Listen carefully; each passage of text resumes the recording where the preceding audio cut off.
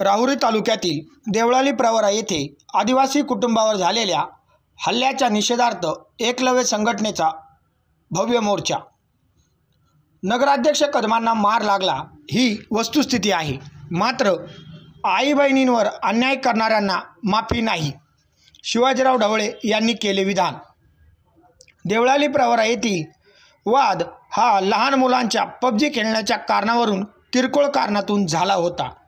मुद्दाम मारहाण करण्याचा हेतू नव्हता, परंतु माजी नगराध्यक्षांना मार लागला होता।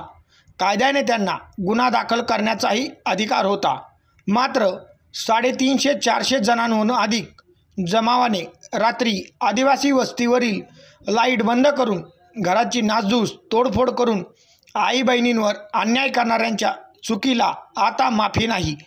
काय, कधी, कुठे यायचं, ठिकाण सांगा, आम्ही तयार आहोत, असा गर्भित इशारा एकलव्य संघटनेचे संस्थापक अध्यक्ष शिवाजीराव ढवळे यांनी दिला आहे।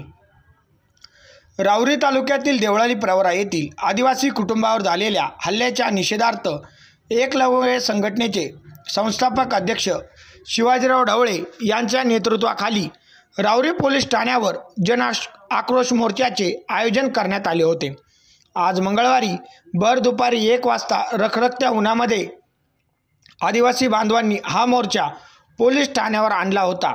नायब तहसीलदार संध्या दळवी, पोलीस निरीक्षक संजय ठेंगे यांना याबाबतचे निवेदन देण्यात आले।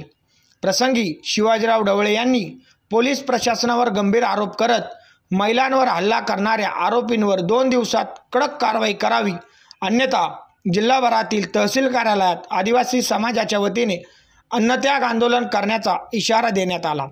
यावेळी एकलव्य संघटनेचे प्रदेशाध्यक्ष सचिन किरण ठाकरे, कुमार भिंगारे, गीताराम बर्डे, जयेश माळी, डॉक्टर जालिंदर गिगे, प्रमोद बर्डे, नानासाहेब बर्डे, विशाल बर्डे, देविदास माळी, रमेश माळी, मोहन गोलवड, नामदेव पवार, अशोक बर्डे, विजय सूर्यवंशी, सोमनाथ गोरे, दत्ता गोरे, सतीश गोरे, राम पवार, संभाजी गायकवाड, सुरेश जाधव, कुंदन माळी, सुरेश जाधव, सुवर्णा ढवळे, बंटी लोंढे, रवी बर्डे आदींसह एकलव्य संघटनेचे पदाधिकारी, कार्यकर्ते तसेच शाहू फुले आंबेडकर चळवळीतील कार्यकर्ते तसेच आदिवासी बांधव, आदिवासी समाज बांधव, महिला मोठ्या संख्येने उपस्थित होते। KNS न्यूज 24 साठी यासिन सय्यद।